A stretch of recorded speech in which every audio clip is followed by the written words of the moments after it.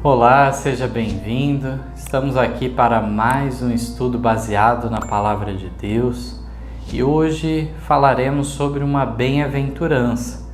Esta que não faz parte do Evangelho de Mateus, no capítulo 5, aquele sermão da montanha de Nosso Senhor Jesus Cristo, mas está em Apocalipse, no capítulo 1, no verso 3, a seguinte bem-aventurança nos é deixada: bem-aventurado aquele que lê, e os que ouvem as palavras desta profecia e guardam as coisas que nela estão escritas, porque o tempo está próximo.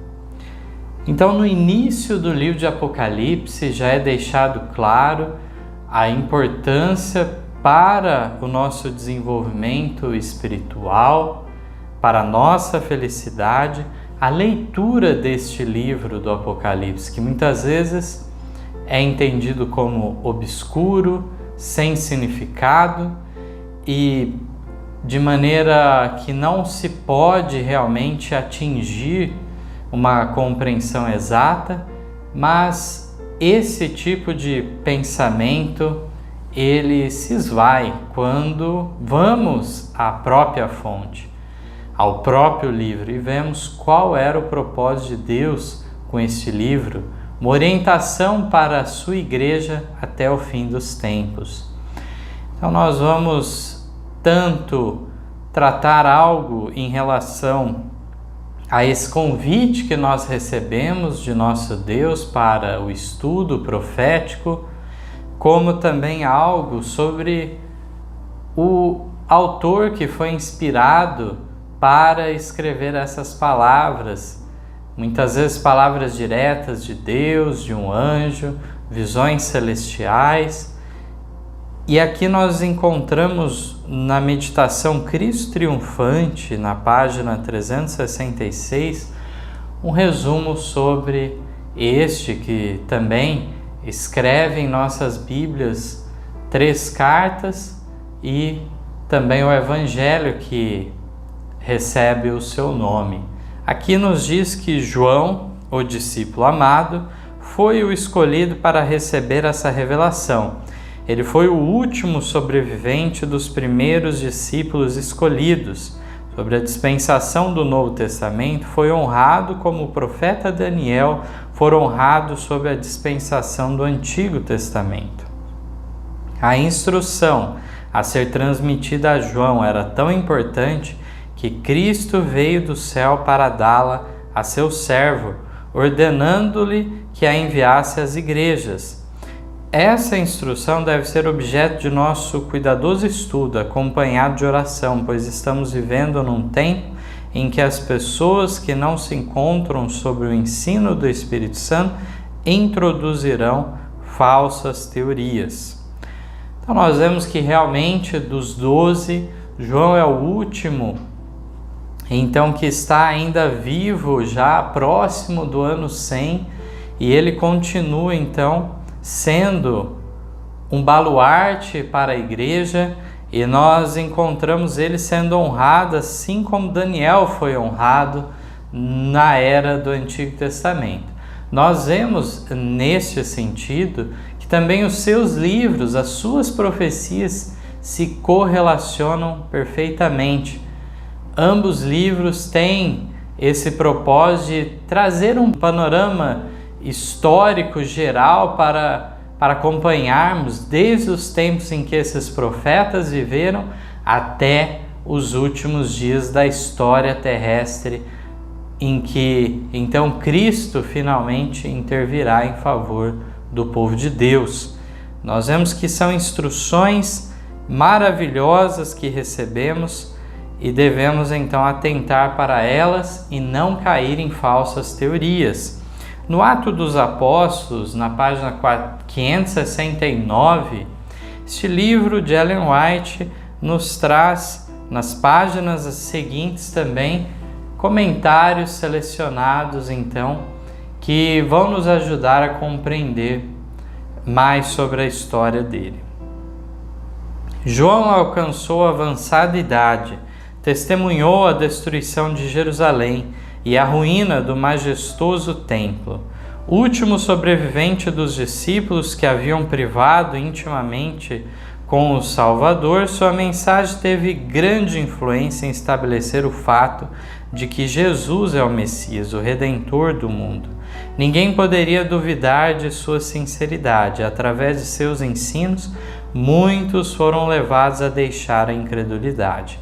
Então, João foi uma testemunha ocular dos fatos envolvendo a Jesus, os sinais, as maravilhas, os milagres que ele realizou, e também ele viu o término de uma era, o fim então do judaísmo presente em Jerusalém de maneira consolidada, como se deu até o ano 70, e uma maior dispersão então dos judeus no mundo depois do ano 70, com a destruição do templo e da cidade de Jerusalém.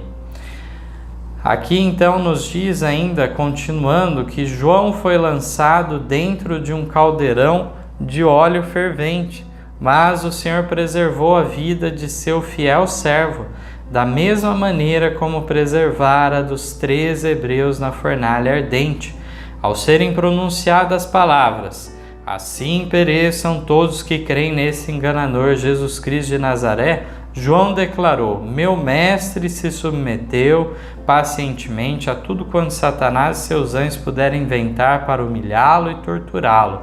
Ele deu a vida para salvar o mundo. Considero uma honra o ser-me permitido sofrer por seu amor. Sou um homem pecador e fraco. Cristo era santo, inocente e incontaminado. Não pecou, nem se achou engano em sua boca. Essas palavras exerceram sua influência e João foi retirado do caldeirão pelos mesmos homens que ali o haviam lançado. De novo, a mão da perseguição caiu pesadamente sobre o apóstolo. Por decreto do imperador, foi João banido para a ilha de Patmos, condenado por causa da palavra de Deus e pelo testemunho de Jesus Cristo. Apocalipse 1:9. Aqui pensavam seus inimigos, sua influência não mais seria sentida, e ele morreria afinal pelas privações e sofrimentos. Patmos, uma ilha árida e rochosa no mar Egeu, havia sido escolhida pelo governo romano para banimento de criminosos, mas para o servo de Deus, sua solitária habitação tornou-se a porta do céu. Aqui, afastado das cansativas cenas da vida e dos ativos labores dos primeiros anos, ele teve a companhia de Deus, de Cristo e dos anjos celestiais, e deles recebeu instrução para a igreja por todo o tempo futuro. Os eventos que teriam lugar nas cenas finais da história deste mundo foram esboçados perante ele, e ali escreveu as visões recebidas de Deus. Quando sua voz não mais podia testificar daquele a quem amara e servira, as mensagens que foram dadas nessa costa desolada deviam avançar como uma lâmpada que arde, declarando o seguro propósito do Senhor concernente a cada nação da terra. Entre as rochas e recifes de Patmos, João manteve comunhão com seu Criador, recapitulou sua vida passada e, ao pensamento das bênçãos que havia recebido, a paz encheu-lhe o coração. Ele vivera a vida de um cristão e pudera dizer com fé: sabemos que passamos da morte para a vida. 1 João 3,14. Que belíssimo testemunho!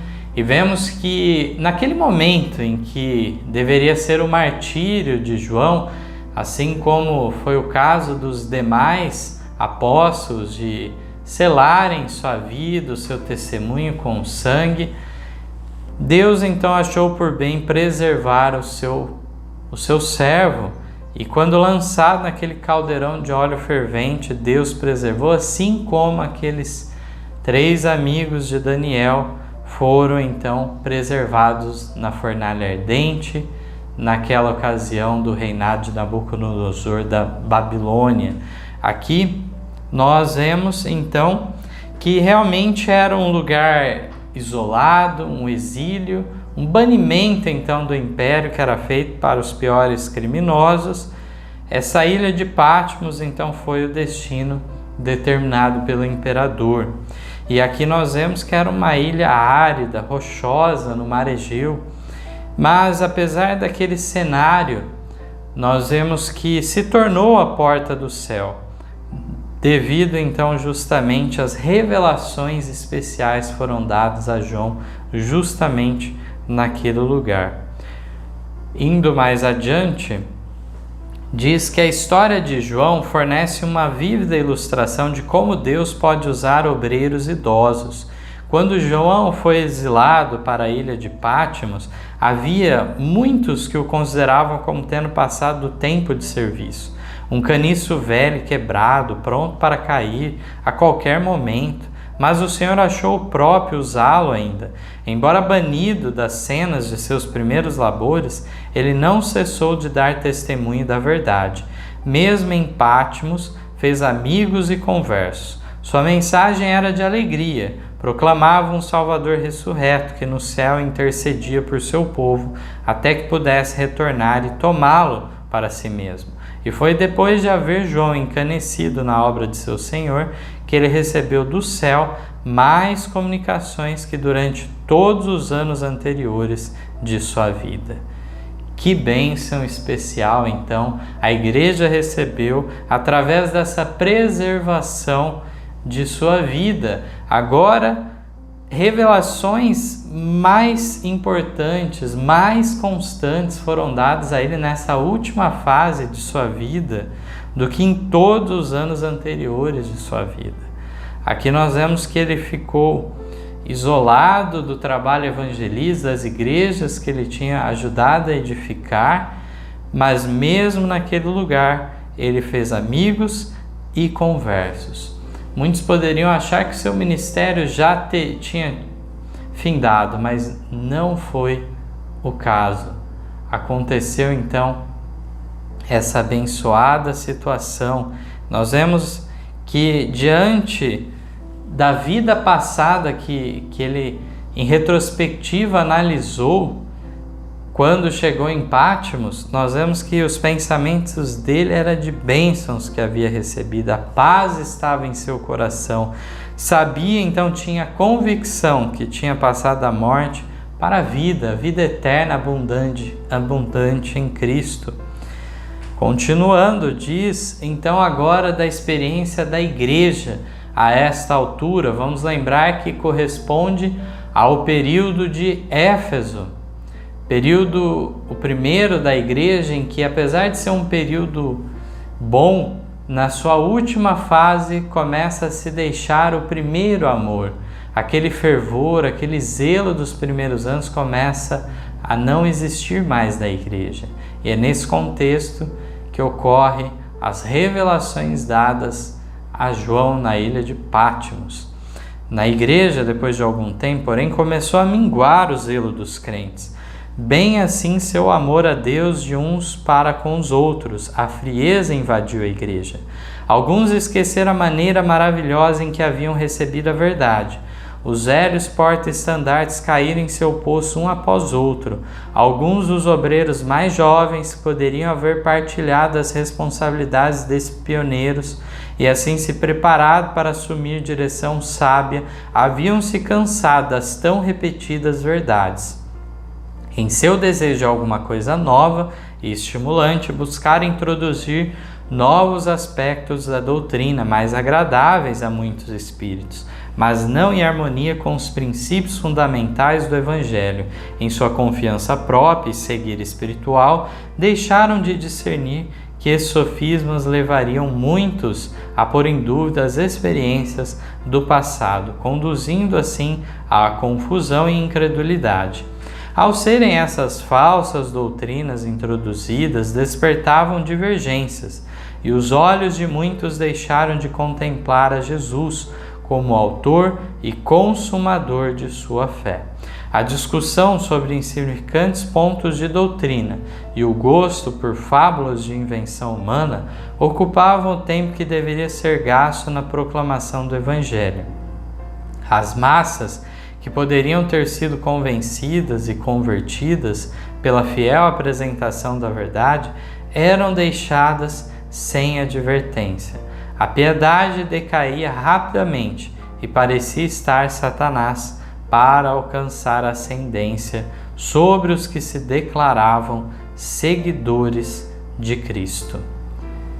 Então, muito triste nós vermos que a próxima geração, em vez de seguir as pegadas dos pioneiros, seguir as pegadas daqueles que, inclusive, viveram em contato particular e íntimo com Jesus, não quiseram ir por esse rumo. Acharam que já está muito repetitiva aquelas verdades, quiseram inovar, quiseram trazer aspectos estimulantes de maneira a também conseguir atingir os espíritos de maneira mais agradável. Tudo isso foi afastando daqueles pontos essenciais da fé, de maneira que agora no lugar começou a haver fábulas, teorias humanas e também discussões sobre pontos menores e insignificantes na realidade, pontos esses que não deveria haver um cavalo de batalha em discussões. E isso nós vemos na história da igreja nos séculos seguintes, muitas e muitas vezes ocorrendo esse tipo de perda de tempo realmente, em vez de focarem na essência da mensagem cristã e levar aos que ainda não tinham tido a oportunidade. Aqui então, continuando, diz que foi neste tempo crítico da história da igreja que João foi sentenciado ao desterro. Jamais fora sua voz tão necessária à igreja como agora. Quase todos os seus antigos companheiros de ministério tinham sofrido martírio. O remanescente dos crentes estava enfrentando feroz oposição. Segundo todas as aparências, não estava longe o dia em que os inimigos da Igreja de Cristo triunfariam. Mas a mão do Senhor se movia invisível no meio das trevas.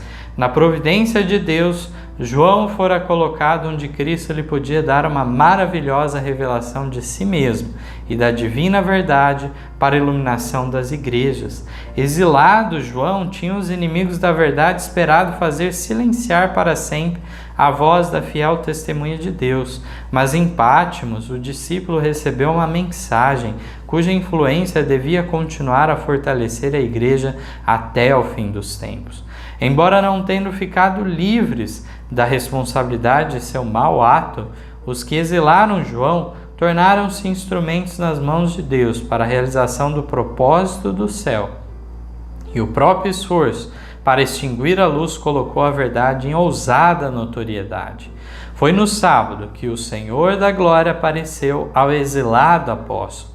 O sábado era tão religiosamente observado por João em Pátimos como quando estava pregando ao povo nas cidades e vilas da Judéia. Considerava como sua propriedade as preciosas promessas feitas em referência a este dia. Eu fui arrebatado em espírito no dia do Senhor, escreve João, e ouvi detrás de mim uma grande voz, como de trombeta, que dizia: o que vês, escreve-o num livro. E virei-me para ver quem falava comigo. E virando-me, vi 7 castiçais de ouro, e no meio dos 7 castiçais, um semelhante ao Filho do Homem. Apocalipse 1, versos 10 a 13. Mais uma vez nós encontramos aqui que realmente tantas e tantas vezes que Deus prova a sua igreja, retirando aquele que aparentemente todos os olhos se fixavam para permanecer em pé, em vez de olharem para o próprio Cristo, depositavam sua confiança no ser humano. Também no momento de maior necessidade para Israel, houve então o falecimento de Samuel. No meio de toda aquela dificuldade para haver a transição do reinado de Saul para então Davi. Mas isso constantemente ocorreu na história e nós encontramos aqui também esse fato.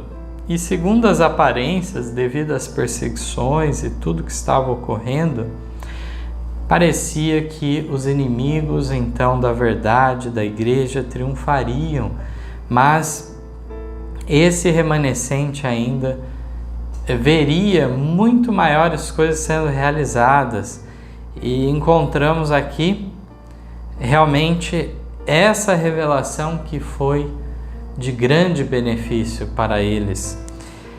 Aqui também nos é dito então sobre o fato de que quando o Apocalipse fala que a primeira visão então de João lá em Patmos se deu no dia do Senhor, isso é uma referência ao sábado. Não poderia ser a outro dia, a não ser o dia de descanso estabelecido por Deus, o 7º dia então da semana. Nós vemos que em Isaías 58, o dia do Senhor é o sábado. Nós vemos também Jesus se colocando como o Senhor do sábado. Então o dia do Senhor não pode ser outro a não ser o sábado do 7º dia. E aqui nós vemos que ele observava em Patmos também o sábado religiosamente. Também sobre isso, no comentário bíblico, na página 955 do volume 7, um texto então retirado da revista juvenil da época, de Ellen White, instrutor da juventude, de 5 de abril de 1900, diz assim: para ele, o sábado constitui o sinal de que o Senhor era seu Deus. No dia de sábado, o Salvador ressurreto tornou sua presença conhecida a João. A perseguição sofrida por João se tornou um instrumento da graça. Patmos resplandeceu com a glória de um Salvador ressurreto.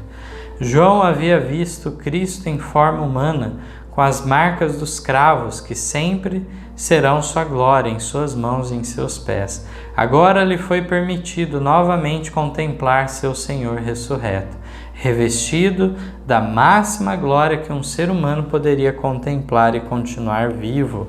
Que sábado foi aquele para o solitário exilado, sempre precioso aos olhos de Cristo, mas agora exaltado mais do que nunca. Ele nunca havia aprendido tanto sobre Jesus, nunca havia ouvido verdades tão sublimes. Aqui também nos é declarado como que João então era familiarizado com a figura humana de Cristo, mas agora foi dada uma visão de Cristo na máxima glória, que diz que um ser humano poderia contemplar e continuar vivo. De maneira que nós enxergamos aqui uma espécie de um ajuste que é feito pelo próprio Deus quanto à sua glória, de maneira a se tornar possível a comunicação, a visibilidade então do seu corpo, de maneira que é ajustada essa glória de forma que ele consiga receber de maneira adequada a visão, a comunicação e tudo mais. Nós vemos algo muito semelhante também no caso de Daniel, em suas visões sobre o Filho do Homem, e lá nós vemos também um primeiro momento, uma glória muito excedente, o qual Daniel não suporta, e aos poucos ele vai então se colocando de uma maneira mais acessível ao profeta. Aqui então nos é destacado que bênção que foi, que alegria foi para João receber essa visão no dia de sábado. Foi um sábado muito especial. Aqui na continuação do Atos Apóstolos, no 582, diz assim: ricamente favorecido foi este amado discípulo. Ele tinha visto o seu mestre no Getsêmani, face marcada com o gotejar do sangue da agonia. O seu parecer estava tão desfigurado, mais do que o de outro qualquer, e a sua figura mais do que a dos outros filhos dos homens. Isaías 52:14.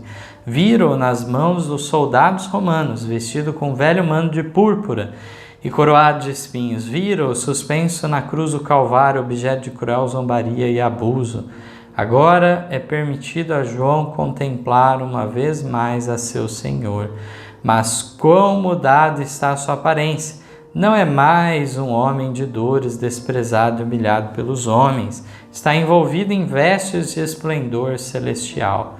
E a sua cabeça e cabelos eram brancos como lã branca, como a neve, os seus olhos como chama de fogo, e os seus pés semelhantes a latão reluzente, como se tivessem sido refinados numa fornalha. Apocalipse 1, 14 e 15. Sua voz era como a música de muitas águas, seu rosto brilha como o sol, em sua mão estão 7 estrelas e de sua boca sai uma espada aguda de 2 gumes, emblema do poder de sua palavra. Patmos resplende com a glória do Senhor ressurgido. E eu, quando vi, escreve João, caí a seus pés como morto. E ele pôs sobre mim a sua destra, dizendo-me, não temas. Apocalipse 1,17. João estava fortalecido para viver na presença do seu glorificado Senhor. Então, perante sua maravilhada visão, foram abertas as glórias do céu. Foi-lhe permitido ver o trono de Deus e, olhando para além dos conflitos da terra, contemplar a multidão de remidos, vestidos de branco. Ele ouviu a música dos anjos celestiais e os triunfantes cânticos dos que venceram pelo sangue do Cordeiro e pela palavra de seu testemunho. Na revelação a ele dada foram desdobradas cena após cena de empolgante interesse na experiência do povo de Deus. E a história da igreja foi desvelada até o fim dos séculos. Em figuras e símbolos, assuntos de vasta importância foram apresentados a João para que os relatasse a fim de que o povo de Deus do seu século e dos séculos futuros tivesse inteligente compreensão dos perigos e conflitos diante deles. Então aqui, maravilhoso, mais uma vez nós vemos essa semelhança, então, ao mesmo tempo que havia do Cristo humano, uma vez que Cristo leva a sua humanidade ao céu, ele permanecerá com a sua natureza humana pela eternidade. Havia então uma maneira de realmente João identificar, ver que era o próprio Jesus que ele tinha conhecido aqui nessa terra. Mas, por outro lado, o esplendor, a glória que havia na sua aparência era tremenda, muito diferente daquilo que foi enquanto estava aqui na terra.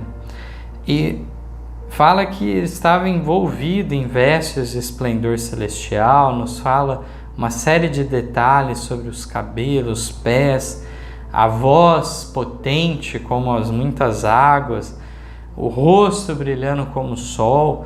Também aqui o simbolismo de falar de uma espada saindo de sua boca, isso representando então o poder de sua palavra, é uma palavra viva, eficaz, penetrante como uma espada.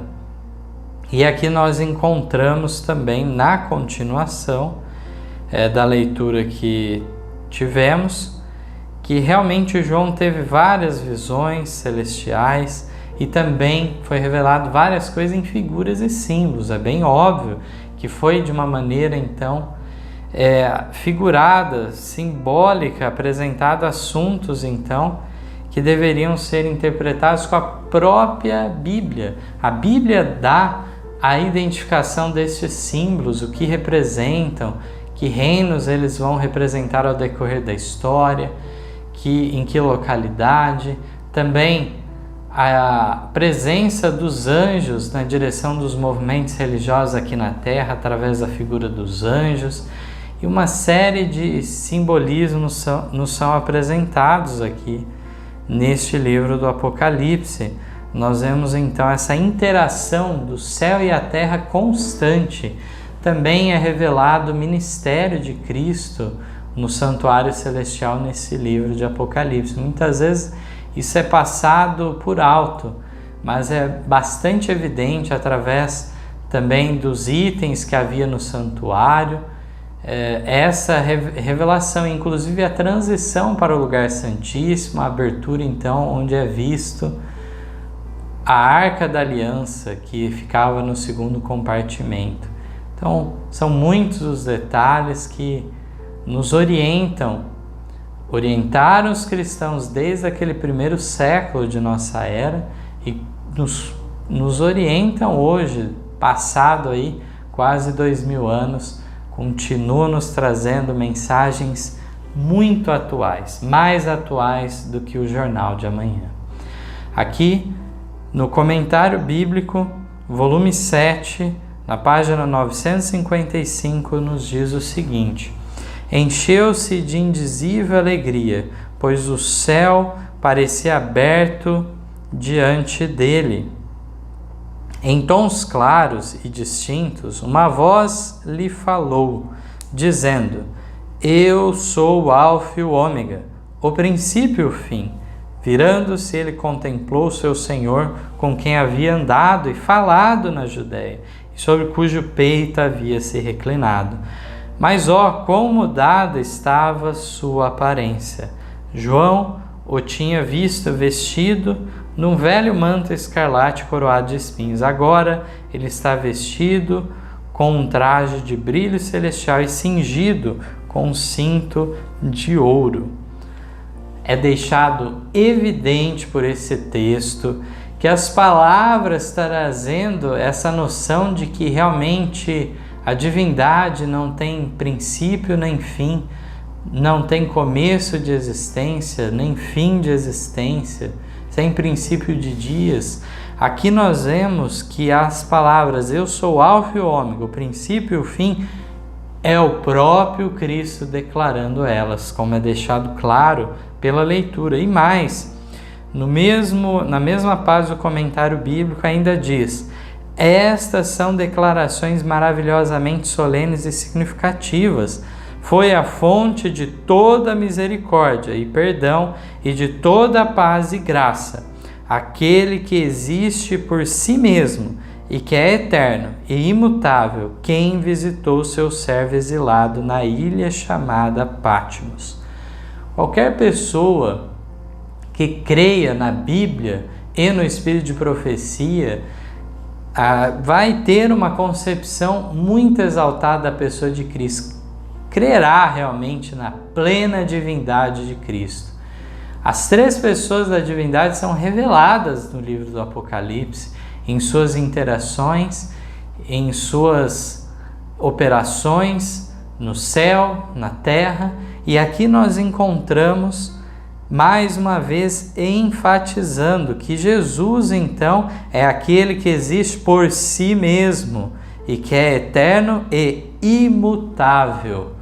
Não há vida emprestada, derivada, mas sim vida original. Ele é a fonte de toda a vida, também a fonte de toda a misericórdia, perdão, paz e graça. Nós temos uma vida que é derivada de nosso Deus. Os anjos celestiais, os seres dos outros mundos não caídos, todos têm uma vida derivada da grande fonte. Mas na divindade triuna encontramos a origem de toda a vida e nele então existimos e nos movemos. Continuando, no Atos dos Apóstolos, na 583 em diante, nos diz o seguinte: esta revelação foi dada para guia e conforto da igreja através da dispensação cristã. No entanto, mestres religiosos têm declarado que este é um livro selado e seus segredos não podem ser explicados. Em consequência, muito se tem desviado do relato profético, recusando devotar tempo e estudo a seus mistérios. Mas Deus não deseja que seu povo tenha este livro em semelhante conta. Ele é a revelação de Jesus Cristo, a qual Deus lhe deu para mostrar a seus servos as coisas que brevemente devem acontecer. Bem-aventurado aquele que lê, declara o Senhor, e os que ouvem as palavras dessa profecia e guardam as coisas que nela estão escritas, porque o tempo está próximo. Apocalipse 1:1 e 3. Eu testifico a todo aquele que ouvir as palavras da profecia deste livro, que se alguém lhes acrescentar alguma coisa, Deus fará vir sobre ele as pragas que estão escritas neste livro. E se alguém tirar quaisquer palavras do livro dessa profecia, Deus tirará a sua parte da árvore da vida e da cidade santa que estão escritas neste livro. Aquele que testifica essas coisas diz: certamente cedo venho. Apocalipse 22, versos 18 a 20. É uma revelação. A primeira frase, Apocalipse 1:1, já nos declara revelação de Jesus Cristo. Uma revelação que foi dada então ao seu servo João, quando estava exilado em Pátimo, exilado lá por causa do seu testemunho cristão, da sua fé, por causa da palavra de Deus. Ele então se encontrou naquela condição. É verdade que muitos mestres religiosos querem passar uma impressão de um código indecifrável, um mistério insondável neste livro, mas nada disso é a realidade. Nós vemos que de maneira bastante didática, através de figuras, ilustrações, nos é dado orientações que vamos compreender se estudarmos o restante da Bíblia. Mas muitas das coisas, há a própria interpretação no próprio livro do Apocalipse. E nós encontramos séries de 7, por exemplo, as 7 igrejas, 7 selos, 7 trombetas, que correspondem então a toda a história da igreja. Começam o seu cumprimento na época de João e vai avançando então ao decorrer do tempo, de maneira subsequente. Cada fase dessas divisões em 7 marcam então pontos importantes da história da igreja, da história do mundo, da história relacionada ao povo de Deus neste mundo, sinais e maravilhas que ocorreram. Então nós vemos aqui essa bem-aventurança e devemos ter em mente então a importância de ler, ouvir e não somente isso, ficar na teoria, mas praticar, guardar as coisas que nelas estão escritas. E nos é dado um indicativo de quando seria o tempo do fim. Quando estudamos os livros de Daniel e Apocalipse, sabemos bem que já estamos nesse tempo. Já há muitas décadas, já há 2 séculos que temos estado nessa última fase da história terrestre, de maneira que em alguns casos essas séries já estão na 7ª e última fase, e no caso dos selos então no 6º selo, em breve entrando no 7º. E nós encontramos nessa situação o limiar de todas as coisas, e devemos atentar que para nós o tempo está próximo. Aquele estudante da Bíblia saberia o momento em que se daria a última fase da história terrestre. Então devemos, primeiramente, aprender em teoria de maneira clara, ficar evidente cada ponto da profecia para nos orientar, nos livrar dos enganos dos últimos dias, das heresias, das teorias espúrias que surgiriam sem providência do alto, mas inspiradas por Satanás para confundir as pessoas. Devemos então ouvir, ler e guardar as coisas que estão escritas, e dessa maneira então estaremos seguros nesses últimos dias.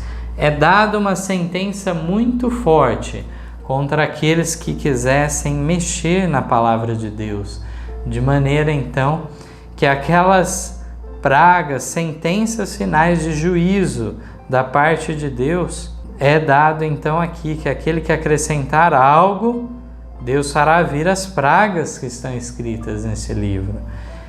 Mas aquele que tirar alguma coisa da palavra, então declarada, escrita, Deus tirará a sua parte também da árvore da vida, da cidade santa. E dessa forma, Deus tem não só inspirado a palavra de Deus, então, através dos autores humanos, então, seus servos, mas também tem preservado sua palavra ao decorrer do tempo. E dessa forma devemos então confiar nesta inspiração. Continuando, diz que no Apocalipse são pintadas as coisas profundas de Deus. O próprio nome dado às suas inspiradas páginas, revelação, contradiz a afirmação de que é um livro selado. Uma revelação é alguma coisa que foi revelada. O próprio Senhor revelou aos seus servos os mistérios contidos neste livro e propõe que seja aberto ao estudo de todos. Suas verdades são dirigidas aos que vivem nos últimos dias da história da terra, como foram aos que viviam nos dias de João. Algumas das cenas descritas nessa profecia estão no passado e algumas estão agora tendo lugar. Algumas apresentam-nos o fim do grande conflito entre os poderes das trevas e o príncipe do céu, e algumas revelam os triunfos e o regozijo dos remidos na terra renovada. Que ninguém pense que, por não poder explicar o significado de cada símbolo do Apocalipse, é inútil pesquisar este livro numa tentativa de conhecer o significado da verdade que ele contém. Aquele que revelou esses mistérios a João dará ao diligente pesquisador da verdade um antegozo das coisas celestiais. Aqueles cujo coração está aberto à recepção da verdade serão capacitados a compreender seus ensinos e ser-lhes-á garantida a bênção prometida àqueles que ouvem as palavras dessa profecia e guardam as coisas que nela estão escritas. Realmente aqui é deixado claro que não tem como acharmos que não tem importância esse livro da Bíblia. Livro esse que fecha o cânon bíblico, o último livro, a última revelação para ser juntada à Bíblia Sagrada em seus 66 livros, com cerca de 40 autores. Aqui diz então que é uma definição clara aqui do método historicista de interpretação profética.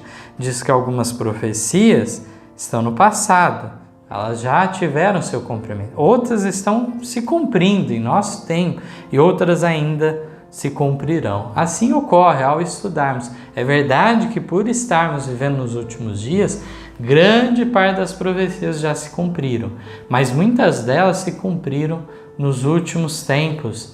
E vemos então que progressivamente estamos chegando naquele ponto final em que as últimas profecias se cumprirão.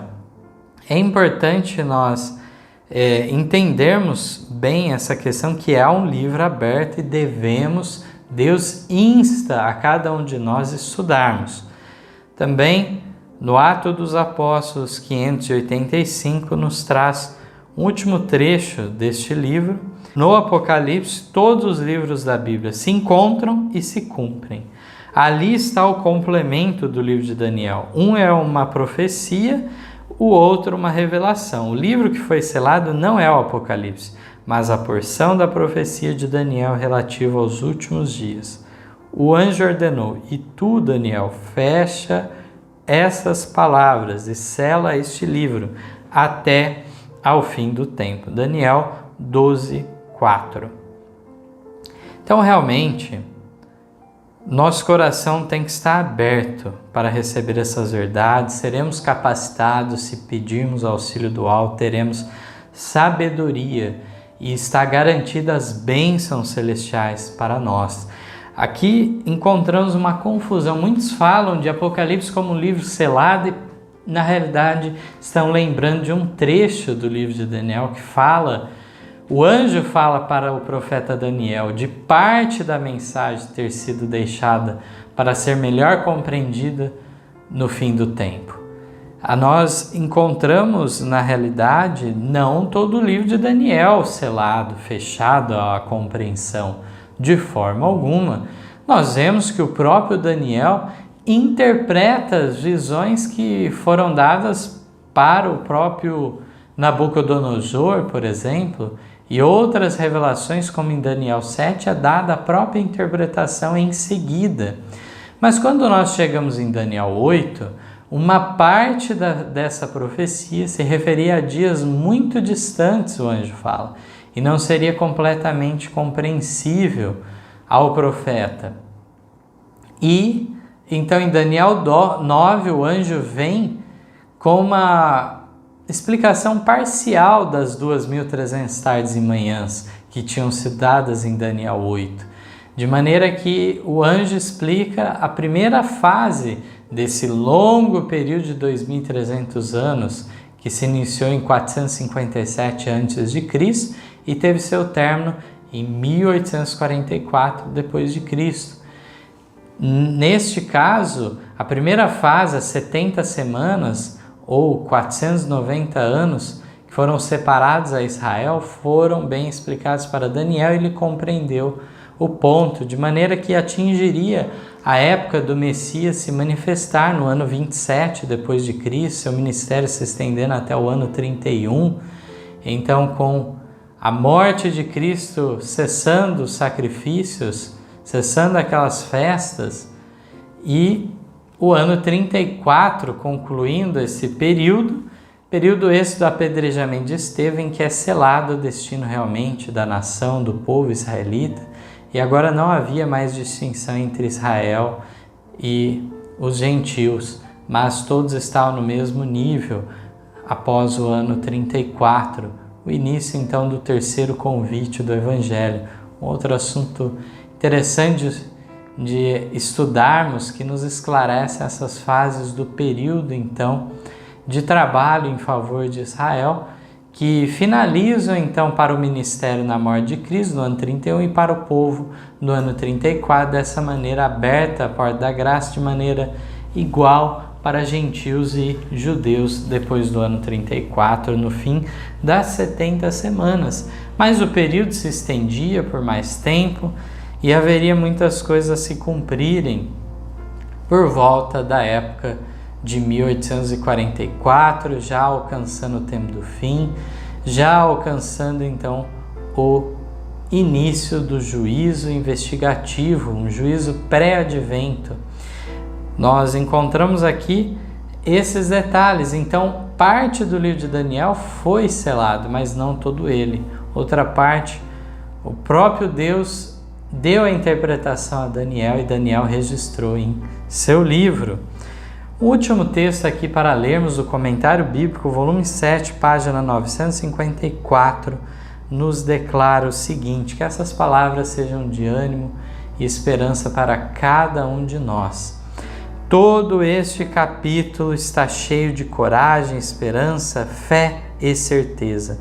Os servos de Cristo, que são verdadeiros e fiéis, podem não ser reconhecidos nem honrados pelos homens, mas o Senhor os honrará. Não serão esquecidos por Deus. Ele os honrará com sua presença pelo fato de terem sido achados verdadeiros e fiéis. Então tenhamos a certeza que em meio da tempestade, da provação, que muitas vezes opera o refinamento do nosso caráter necessário para a nossa salvação, temos certeza que não somos esquecidos por Deus e a sua presença está conosco, não importa o lugar em que estivermos, nas dificuldades em que estivermos envolvidos. Sabemos que se sofrermos pelo nome de Cristo, se estivermos sendo perseguidos por estarmos anunciando o Evangelho do Reino, estejamos alegres quanto a isso, porque foi nos dada a oportunidade de participar do sofrimento de Cristo.